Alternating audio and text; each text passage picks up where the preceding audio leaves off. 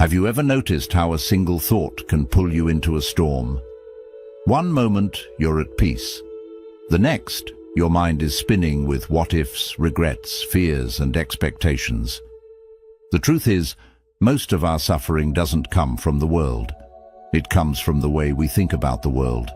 But here's the secret. Your mind is not your enemy. It's a wild horse waiting to be trained. And once you master it, nothing, no person, no failure, no situation can shake your peace. Monks don't walk through fire because they're fearless. They walk through it because their minds are silent.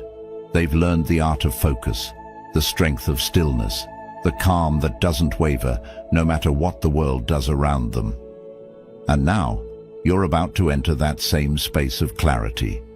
Not by running away from life, but by learning how to meet it with a mind that no longer trembles. 1. Your mind is the root. Calm it, and life follows. In Buddhism, everything begins with the mind. It's not just one part of who you are, it defines who you are. Your thoughts shape your emotions shape your actions, and your actions shape your life. The Buddha once said, "All that we are is the result of what we have thought." This means your reality is born from your mindset. If your thoughts are filled with worry, fear, or anger, your life will feel like a constant storm. But if your thoughts are grounded in peace, patience, and awareness, life becomes easier, even when things go wrong.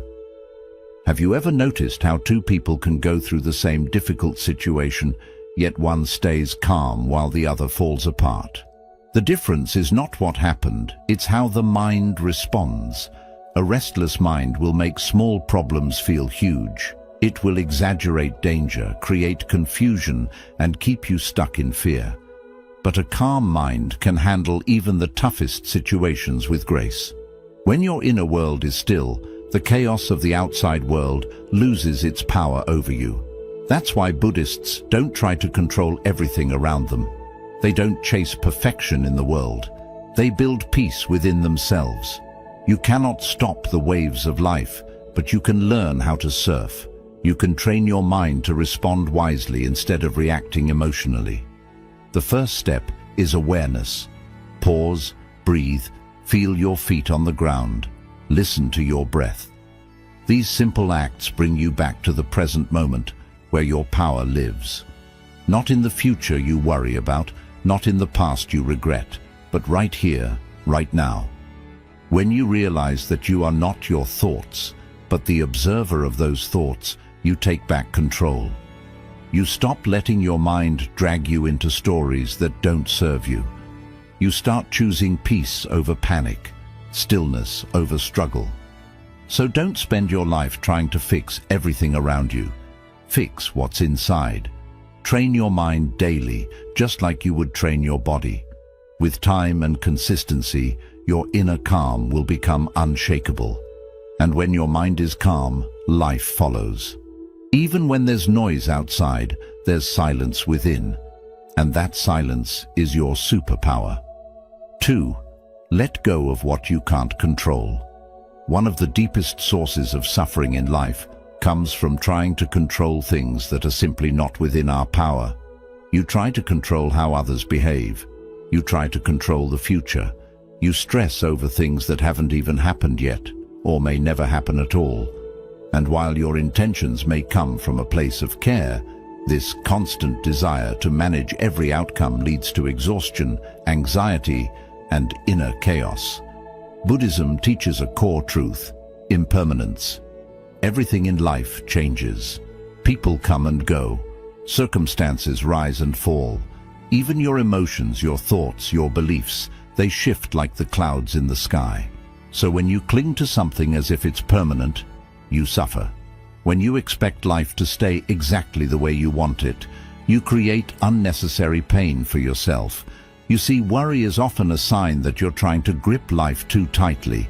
It's your mind's way of saying, I don't feel safe unless I'm in control. But the truth is, you never had full control to begin with. You can't control how someone feels about you. You can't control the outcome of every decision. You can't even fully control your own thoughts without awareness and training. What you can control is your reaction, your attitude, your inner balance. Letting go doesn't mean giving up. It doesn't mean becoming passive or careless. It means you stop trying to force life to match your expectations, and instead, you begin to flow with it. You learn to trust the rhythm of things. You plant your efforts, but release your grip on the outcome. Ask yourself this powerful question: is this within my control? If the answer is no, breathe and let it go. If the answer is yes, focus on what you can do, and then let the rest unfold. Imagine holding a rope that's burning your hand. The longer you hold on, the more it hurts. But the moment you let go, the pain begins to heal. That's what happens when you release control over things that were never yours to manage. In Buddhism, peace is not about fixing the external. It's about dissolving attachment to it. So if someone wrongs you, let go of the need for revenge. If plans change, let go of the need for certainty. If life surprises you, let go of resistance. Because on the other side of letting go is freedom. And in that freedom, you'll find what worry could never give you: clarity, calm, and deep inner peace. 3. Practice presence. Most of the suffering in your life doesn't come from the present moment. It comes from your mind wandering away from it. You worry about what might go wrong tomorrow. You replay things you wish you could change from yesterday. And in doing so, you miss the only place where peace can truly exist: right now. Buddhism teaches that the present moment is the only reality. The past is gone. The future hasn't arrived. The only time you can breathe, act, think, grow, or feel is now. But because our minds are constantly distracted, jumping from thought to thought like a restless monkey, we rarely experience this moment fully. Think about how often you eat while scrolling on your phone, walk without noticing the ground beneath your feet, or listen to someone speak while already planning your response. We're physically present, but mentally elsewhere. This disconnection creates anxiety, tension, and a feeling that life is always slipping through our fingers. When you learn to anchor your awareness in the present, something shifts. You stop resisting life, and you start experiencing it. You begin to notice the taste of your food, the warmth of the sun, the sound of the breeze, the way your breath rises and falls. Even ordinary moments become beautiful when you're fully there to witness them. Presence is not about making the moment perfect. It's about being awake to it as it is. If you're sad, be present with the sadness.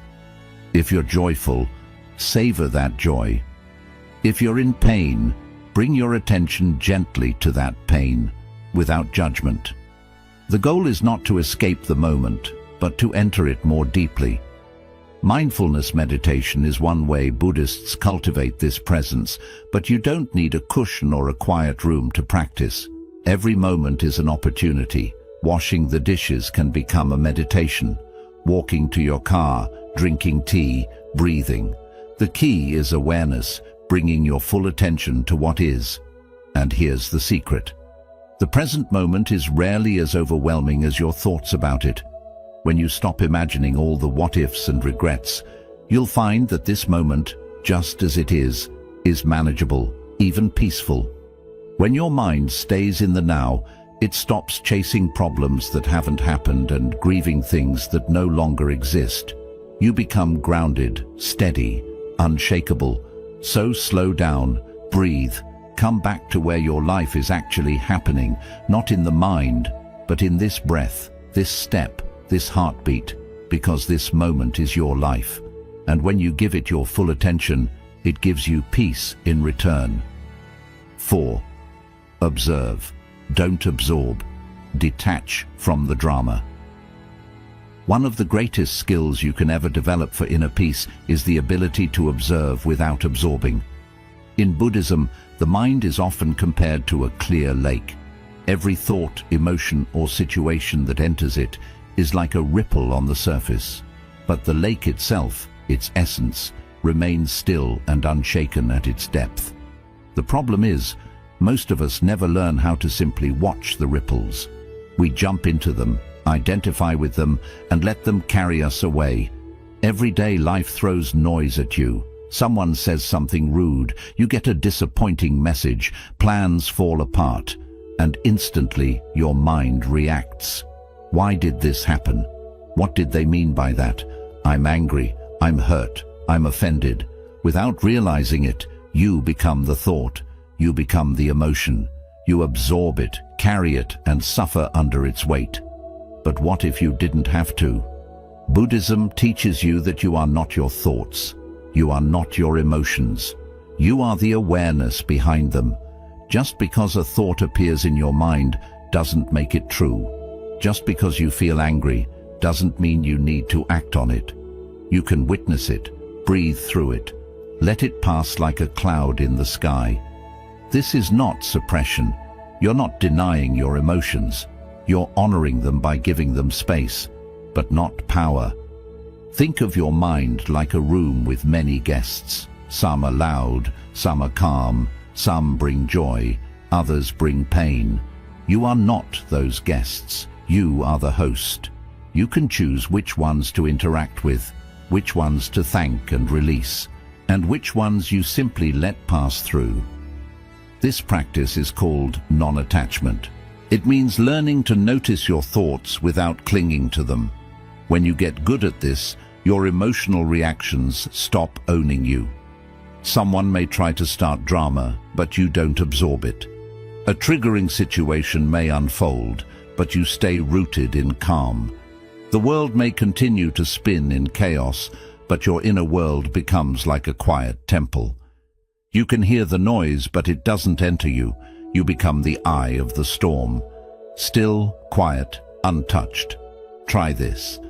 The next time you feel a strong emotion rise up, pause. Don't react immediately.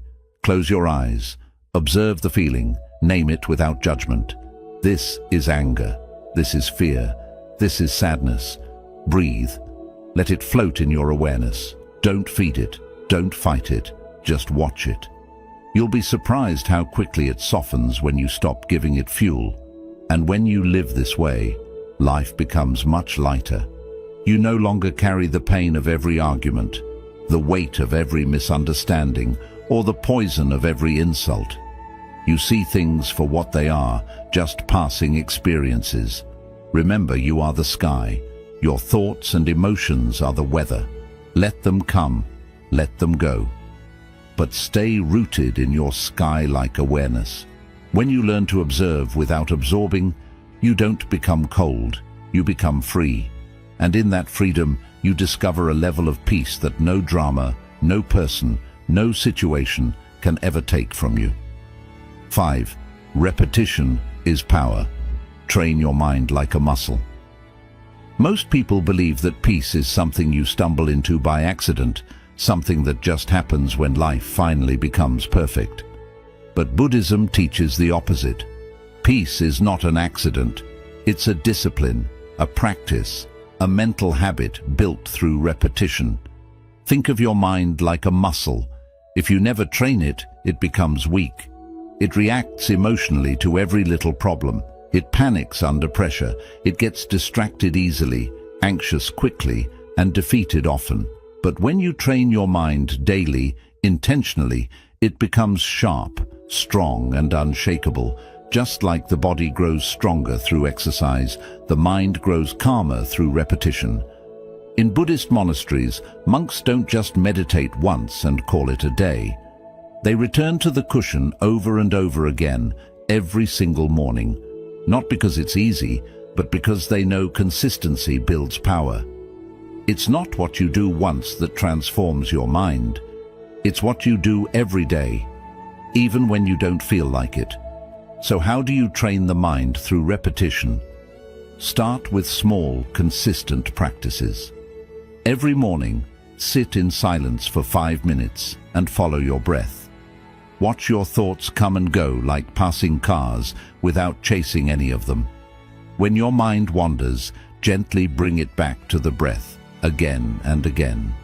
That act of returning is where the strength is built. Repeat calming affirmations. Read a few lines of wisdom daily.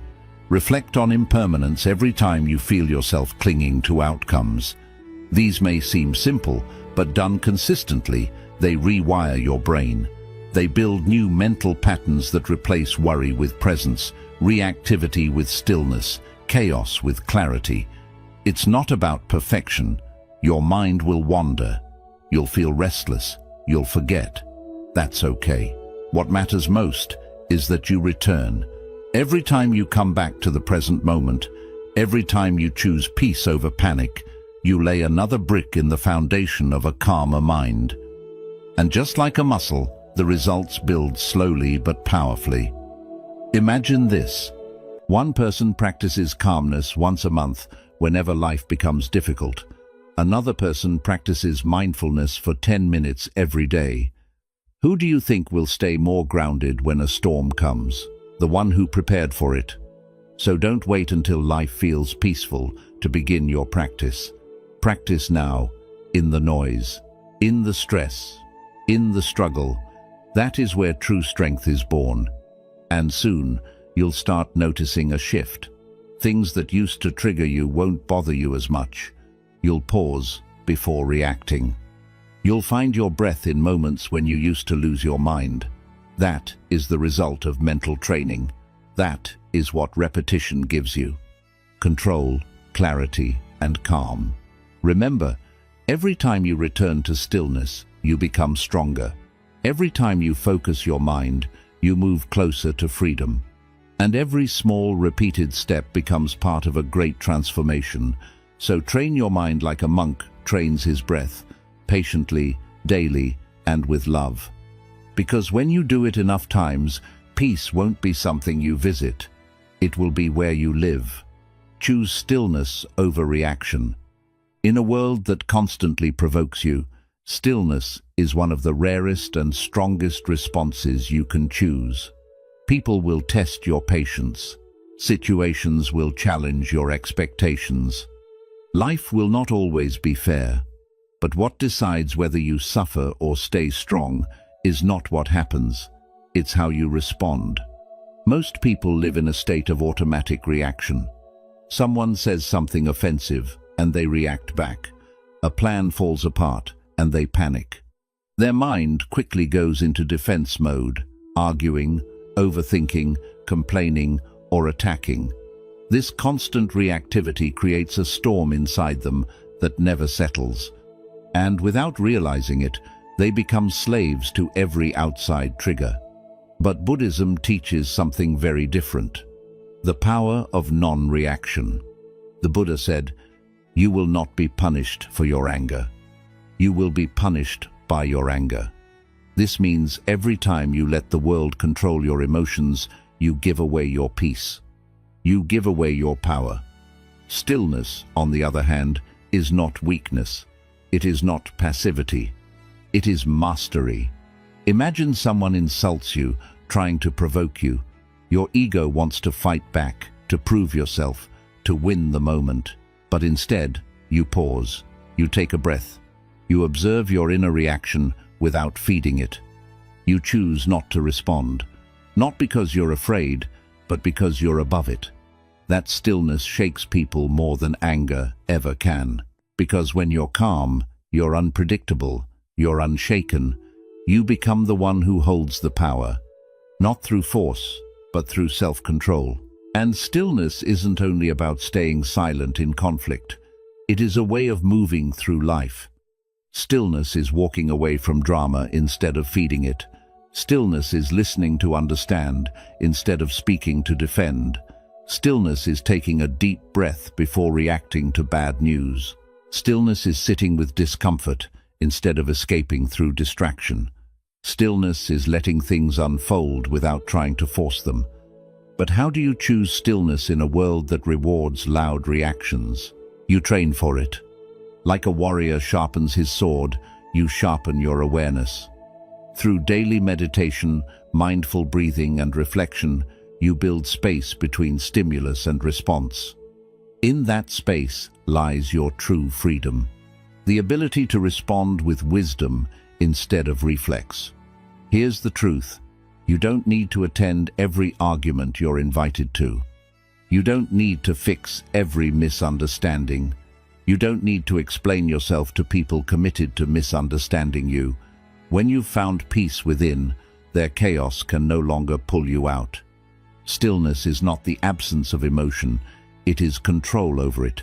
You may still feel anger, fear, or sadness, but you don't let those emotions guide your behavior. You acknowledge them and then choose your action with clarity. This is the path of the wise. Think of a candle in the wind. If the wind is too strong, the flame flickers, struggles, and eventually dies. But in stillness, protected and calm, the flame burns bright. Your inner flame is no different. If you constantly react, you'll burn out. But if you learn to stay centered, your inner light will guide you through anything. In moments of pressure, ask yourself, is reacting to this worth my peace? Will this matter tomorrow, next week, next year? Am I responding from ego or from awareness? When you choose stillness, you don't lose. You win in the deepest way. You rise above noise. You preserve your energy. You earn respect, not through fear, but through presence. People begin to notice that you don't get pulled into negativity, that you stay calm when others lose control, that you lead with wisdom, not pride. This is not easy, but it is worth it, because a person who lives in stillness becomes untouchable. Not because life gets easier, but because they become stronger. So next time life pushes you, pause, breathe. Remember that you are in control of your response. And when you choose stillness, you choose power, you choose freedom, you choose peace. 7. Compassion creates inner peace. You can meditate for hours, you can master silence, train your breath, and keep your mind focused like a laser.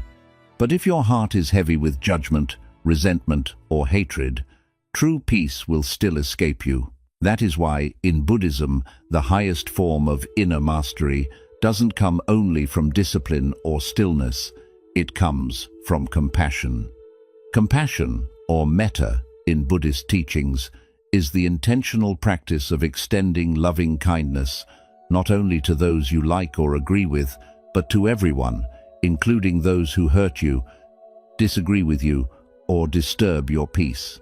This may sound difficult, and it is, but it is also one of the most freeing practices you will ever experience. Why? Because the more you judge others, the more judgment grows inside you. The more resentment you hold, the more it harms your own mind. Holding on to anger, even when it feels justified, is like drinking poison and hoping the other person gets hurt. It never works.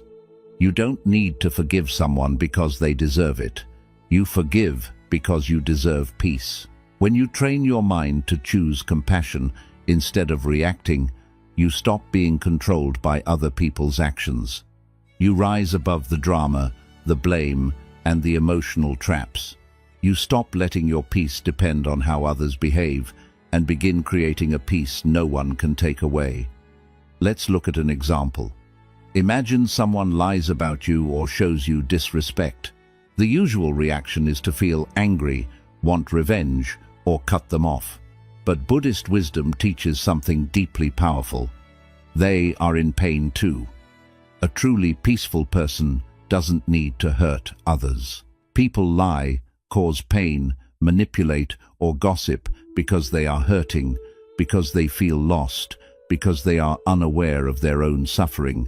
And when you understand this, you stop taking their actions personally. This doesn't mean you accept abuse. Compassion isn't weakness. It is a form of clarity. You can create boundaries with kindness. You can leave toxic situations without hatred.